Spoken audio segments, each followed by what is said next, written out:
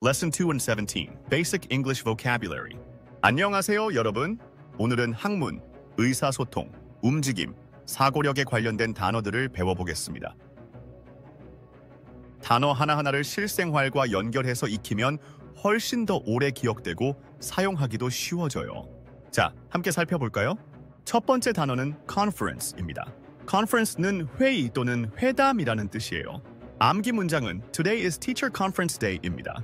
오늘은 교사 면담일이에요 라는 말이죠. 컨퍼런스는 여러 사람이 모여 정보를 나누고 의논하는 공식적인 자리예요.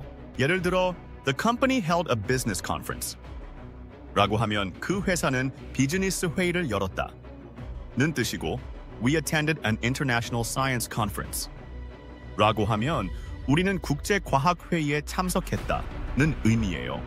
다음은 essay입니다. essay는 수필 또는 장문을 뜻합니다. 암기 문장은 I wrote a 5-paragraph essay입니다.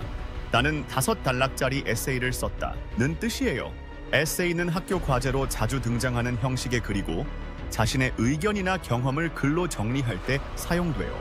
예를 들어 She wrote an essay about her family 는 그녀는 가족에 대한 에세이를 썼다 는 말입니다. 이제 greet라는 단어를 볼게요. greet는 인사하다는 뜻입니다. 암기 문장은 He greeted me at the door입니다. 그는 문 앞에서 나에게 인사했다는 뜻이에요. 예를 들어 She greeted the guests with a smile 라고 하면 그녀는 손님들에게 웃으며 인사했다 는 뜻이고 They greeted each other warmly 라고 하면 그들은 따뜻하게 인사를 나누었다는 뜻이에요. 이번에는 random입니다. random은 무작위에 즉 정해진 순서나 규칙 없이 선택된 상태를 말해요. 암기 문장은 pick a random number입니다. 무작위 숫자를 하나 골라보세요 라는 뜻입니다. 예를 들어 The winner was chosen at random 라고 하면 당첨자는 무작위로 뽑혔다는 뜻이에요. 반대말은 specific 또는 intentional 같은 단어들이 있어요. 이제 master라는 단어를 살펴볼게요. master는 주인이라는 뜻입니다.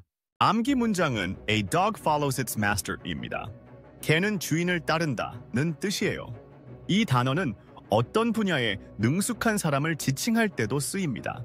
예를 들어 She is a master of classical music 라고 하면 그녀는 클래식 음악의 대가이다는 말이에요.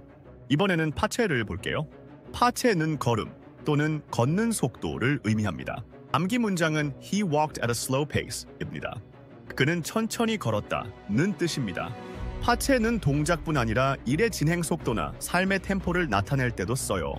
예를 들어 I can't keep up with your pace 라고 하면 너의 속도를 따라가기 힘들어 라는 말이에요. 다음은 philosophy입니다. philosophy는 철학이라는 뜻이에요. 암기 문장은 Philosophy answers life's questions입니다. 철학은 인생의 질문에 답한다는 말이죠.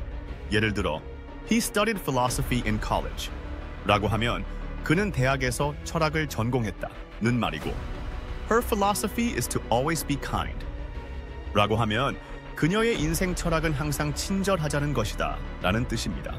이제 predict입니다. predict는 예측하다 또는 예견하다는 뜻입니다. 암기 문장은 He predicted this would happen입니다. 그는 이런 일이 일어날 거라고 예측했다는 말입니다. 예를 들어 Can you predict the weather? 라고 하면 날씨를 예측할 수 있나요? 라는 뜻이고 Experts predicted a rise in prices 라고 하면 전문가들은 가격 상승을 예측했다는 말이에요.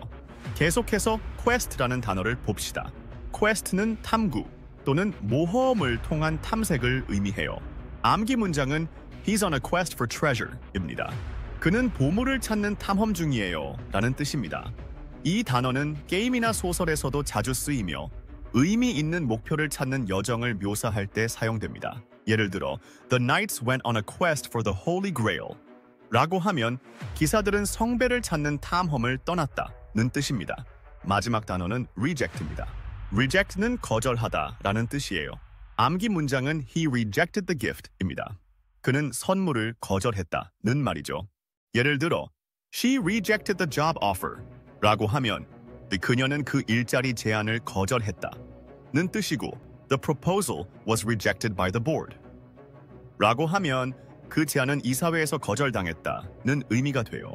오늘 배운 단어들은 글쓰기, 토론, 사고, 행동 등 다양한 영역에서 자주 쓰이는 표현들이었어요. 이제 여러분도 이 단어들을 직접 말해보며 문장으로 연습해보세요. 그러면 영어가 점점 더 자연스러워질 거예요. 다음 시간에 또 만나요.